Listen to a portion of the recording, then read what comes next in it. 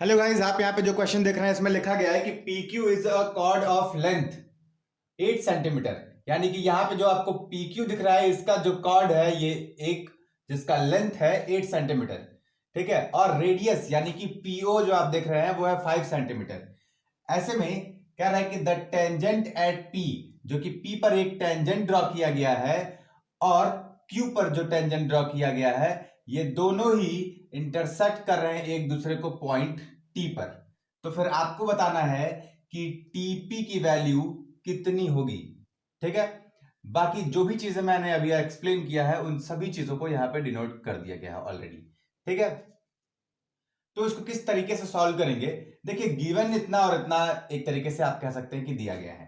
ठीक, आप यहां पे सॉल्व करेंगे जब तो क्या लिख लेंगे कि लेट, ये थोड़ा सा आसान मेथड आपको पड़ जाएगा कि t r is equal to x. आप टी आर को एक्स मान लीजिए, है ना। अब टी आर को एक्स मान लिए, चलिए ये भी ठीक है। इस लाइन को हमेशा याद रखे रहेंगे कि टी आर को एक्स मान लेंगे। तब तक थोड़ी देर के लिए आप देखिए कि सेंटर से आर पर PQ कॉर्ड को एक लाइन आकर के टच कर रही है जो कि सेंटर से आ रही है। क्लास 9th में आपने पढ़ा है कि कभी भी सेंटर से आने वाली लाइन कॉर्ड को बाइसेक्ट करती है। ठीक, तो क्या लिखेंगे, ओ आर बाइसेक्ट, और न केवल बाइसेक्ट बल्कि आप ये भी लिख सकते हैं कि परपेंडिकुलर बाइसेक्टर, क्योंकि ये क्या हो जाता है, ये परपेंडिकुलर बाइसेक्टर होता है दोनों के लिए, यहां पे 90 डिग्री होता है।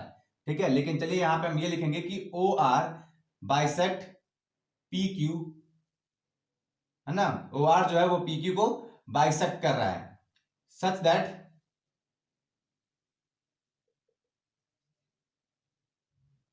PR is equal to RQ is equal to 4 centimetre and angle PRO and angle PRT is equal to 90 degree. ठीक है, ये दोनों ही एंगल कितने डिग्री के बराबर हो जाएंगे, 90 डिग्री, जैसा कि अभी मैंने बताया क्लास 9th में आपने पढ़ चुका है ना। इसके बाद से एक चीज और, सेंटर से जो लाइन जाती है कॉर्ड पर वो खुद भी 90 डिग्री का एंगल बनाती है। ठीक, और यहां पे लिख लेंगे कि angle TPO is also equal to 90 degree. ये 10th में, इसलिए हम यहाँ पे थियरम का भी एड्रेस दे सकते हैं कि यहाँ पे क्या कहता है, यहाँ पे थियरम 10.1 ही इस बात को कहता है कि भाई अगर कभी भी सेंटर से जाने वाली जो लाइन होगी वो कभी भी टेंजेंट को अगर टच करेगी तो 90 डिग्री पर ही टच कर सकती है ना। तो यहां तक तो आप समझ गए, ये थोड़े से सिंपल यूजेस थे जो कि आगे काम आएंगे। अब हमने क्या लिया था, टी आर को एक्स माना था ना, टी आर को। ठीक, तो इस हिसाब से यहां पे अगर 90 डिग्री का एंगल बन रहा है तो यहां पे भी 90 डिग्री का एंगल बनेगा, जैसा कि हमने ऑलरेडी लिखा भी है कि भाई PRO और TRP, है ना, या फिर क्या है कि TRP या फिर PRT, बात बराबर ही है। ये दोनों ही 90 डिग्री का एंगल होंगे। इस हिसाब से ये अगर 90 डिग्री का एंगल है तो TP क्या होना चाहिए, हाइपोटेनस होना चाहिए। तो क्या हो जाएगा, TP का स्क्वायर इज इक्वल टू, अब हाइपोटेनस का स्क्वायर इज इक्वल टू बाकी दोनों साइड्स के स्क्वायर के सम के बराबर, यानी कि TR का स्क्वायर प्लस PR का स्क्वायर। ठीक है, इसको आप इक्वेशन 1 ले सकते हैं। तो ये तो हो गया कि भाई TR PR का यूज करके हम किसकी वैल्यू निकाले हैं, TP की वैल्यू निकाले हैं। ठीक, इसके बाद से एक और भी आप यूज कर सकते हैं, यहां पे 90 डिग्री तो था ही, लेकिन यहां पे भी एक 90 डिग्री है। इसके हिसाब से हाइपोटेनस क्या हो जाएगा, इसके हिसाब से हाइपोटेनस हो जाएगा OT।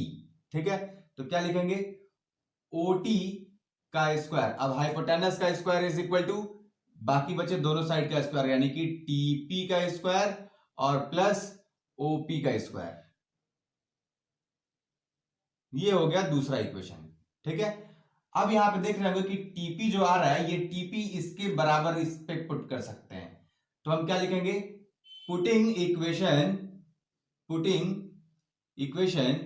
1 इन इक्वेशन 2, है ना। तो यहां क्या हो जाएगा, OT का square is equal to TP के जगह पे हम क्या लिख सकते हैं, यहां लिख सकते हैं टी आर का स्क्वायर प्लस पी आर का स्क्वायर, है ना। ये दोनों को ही ले आकर के टीपी की जगह पे रख दिए और प्लस ओपी का स्क्वायर। अब गाइस ओटी की जो वैल्यू है वो क्या दिया गया है, एक बार चेक करेंगे। ओटी की वैल्यू बिल्कुल नहीं दी गई है, ठीक है, ओटी की वैल्यू नहीं दी गई है, ठीक। तो हम ओटी की वैल्यू ऐसे ही ओटी को ओटी ही लिख लेंगे, ठीक है। लेकिन टी आर की वैल्यू देखें, टी आर की वैल्यू अभी हमने एक्स माना था, तो इसको हम लिख लेंगे एक्स स्क्वायर, है ना। और इसके बाद से क्या कर लेंगे, plus p are. P r की वैल्यू ये पूरा 8 था, अभी हमने दिखाया कि ये बाइसेक्ट करेगा तो ये 4 हो जाएगा, ठीक है। तो ये 4 का स्क्वायर, ठीक, plus OP. OP it means की रेडियस, और रेडियस कितना दिया गया था, 5 का स्क्वायर, ठीक है। ओटी के बारे में आप क्या लिख सकते हैं, जरा इस चीज को ध्यान दीजिएगा। ओटी मींस यहां से लेकर के ओ से लेकर के टी तक, एक तो एक्स आ जा रहा है और दूसरा ओ आर आ जा रहा है, ओ आर, ठीक। तो ये क्या हो जाएगा, इन दोनों का ही whole square is equal to x square plus 16 plus 25, ठीक है। अब इसके बाद से क्या करेंगे, ओ आर की वैल्यू अगर हमको किसी तरीके से पता चल जाती है तो हम इस वैल्यू में उसको पुट करके और उसको हम सॉल्व कर सकते हैं। तो ओ आर की वैल्यू किस तरीके से फाइंड आउट करेंगे, देखिए यहां पे 90 डिग्री का एंगल बन रहा है, इसके हिसाब से पीओ जो हो जाएगा ये हाइपोटेनस हो जाएगा। तो यहां पे क्या लिख लेंगे कि पीओ का square is equal to p r का स्क्वायर प्लस ओ आर का स्क्वायर। जाहिर सी बात है कि ये भी किससे हो जाएगा, पाइथागोरस थ्योरम से ही हो जाएगा, ठीक। अब पीओ ये यहां से, ये जो है पीओ यानी कि 5 का square is equal to p r means की 4 का स्क्वायर, अभी हमने बताया था कि ये बाइसेक्ट करेगा इसको, ठीक। और प्लस ओ आर की वैल्यू तो हमें निकालनी ही निकालनी है। 5 का स्क्वायर 25 इज इक्वल टू 4 का स्क्वायर 16 प्लस ओ आर का स्क्वायर। ये जाकर के सॉल्व होकर के हो जाएगा क्या, 25, ये प्लस उधर जाकर के minus 16 is equal to O are का स्क्वायर। 25 में से 16 जाएगा, क्या बच जाएगा, 9 is equal to O are का square. So O R is equal to √9 that is equal to 3 centimetre. अब इसी ओ आर की वैल्यू ले आकर के हमें यहां रख देनी है, तो ये क्या हो जाएगा, x प्लस 3 का whole square is equal to x square plus 16 plus 25, ठीक है। ये हमें क्या करना था, ये हमें साइड में रखना था क्योंकि इसकी रिक्वायरमेंट थी, है ना। अब इसके बाद से क्या हो जाएगा, ये a square plus b square plus 2a और फिर 3 यानी कि b is equal to x square plus 16 plus 25। अब एक्स स्क्वायर से एक्स स्क्वायर क्या हो जाएगा, कैंसिल हो जाएगा, ये 2 3 जा 6x।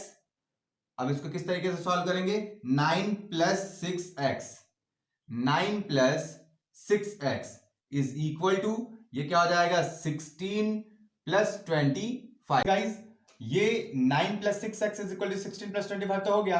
अब x वाले को एक तरफ रख लो, इसके बाद से ये क्या हो जाएगा, 16 और 25 को ऐड कर लो, ये दोनों को ऐड करेंगे तो कितना हो जाएगा, ये दोनों ऐड करेंगे तो 41 हो जाएगा, और माइनस करेंगे 9, तो 41 में से अगर 9 जाएगा तो 11 से 9 जाएगा, कितना हो जाएगा, 11 से 9 तो 2, और यहां पे हो जाएगा 3, ठीक है। और x is equal to 32 divided by 6, जो कि 2 से 3 बार में कट जाएगा और ये 2 से 16 बार में कट जाएगा, तो x इज इक्वल टू क्या आ गया, 16/3। लेकिन जरा आप खुद देखो कि क्या हमसे टी आर की वैल्यू तो पूछ नहीं रहा था, क्योंकि टी आर को हमने x माना है, हमसे तो टीपी की वैल्यू पूछ रहा है, तो टीपी की वैल्यू किस तरीके से निकलेगा, तो उम्मीद है कि आप समझ गए होंगे कि टीपी वाले इक्वेशन से निकलेगा। तो हम क्या लिख देंगे, आगे लिख लेंगे कि पुटिंग इन इक्वेशन फर्स्ट, ठीक है। और हम इसको कर देते हैं इरेज, और यहां पे हम सीधा पुट कर देंगे तो हमको वैल्यू निकल जाएगी किसकी, टीपी की वैल्यू निकल जाएगी। अब टीपी का square is equal to t r किसको माने थे, एक्स को माने थे, इट मींस कि एक्स का स्क्वायर प्लस पी आर की वैल्यू क्या है, पी क्यू पूरा 8 सेंटीमीटर था, ये इसको आके बाइसेक्ट किया तो ये हो गया 4 सेंटीमीटर, ठीक है। तो ये 4 का स्क्वायर, ठीक। अब टीपी का square is equal to x का स्क्वायर क्या है, हो जाएगा x, जब 16/3 है तो x का स्क्वायर 16/3 का होल स्क्वायर हो जाएगा, और प्लस 4 का स्क्वायर क्या हो जाएगा, 16 हो जाएगा, ठीक है। अब टीपी का स्क्वायर इज इक्वल टू 16 का हो जाता है स्क्वायर 256 अपॉन 3 का हो जाता है 9 और प्लस 16/1। ये क्या हो जाएगा, इन दोनों का एलसीएम लेकर के सॉल्व करेंगे। यहाँ पे एलसीएम हो जाएगा 9, ये 256 प्लस ये क्या हो जाएगा 1 9 जा 9, तो 9 का मल्टीप्लाई 16 हो जाएगा 9 6 54 का 4 कैरी 5 9 9 5 14। इन दोनों को ऐड कर लीजिए 6 4 क्या हो जाएगा 10 का 0 1 5 4 9 1 10 का 0 1 2 और 1 3 और 1 ऐड हो जाएगा 4/9। अब यहाँ पे क्या हो जाएगा, ये टीपी का स्क्वायर है तो जाहिर सी बात है कि टीपी की वैल्यू निकालने के लिए इधर क्या हो जाएगा, रूट हो जाएगा। और जब रूट निकलेगा तो किसका निकालना है रूट, 400/9 का। 400 का स्क्वायर रूट होता है 20 और 9 का स्क्वायर रूट होता है 3, यानी कि टीपी इज इक्वल टू 20/3। ठीक है, तो उम्मीद है गाइस कि आपको ये सॉल्यूशन समझ में आया होगा। अगर आपको ये सॉल्यूशन समझ में आया तो वीडियो को कीजिएगा लाइक, चैनल को कीजिएगा सब्सक्राइब। बहुत बहुत धन्यवाद इस वीडियो को देखने के लिए, बने रहिए आप हमारे साथ। बहुत बहुत धन्यवाद।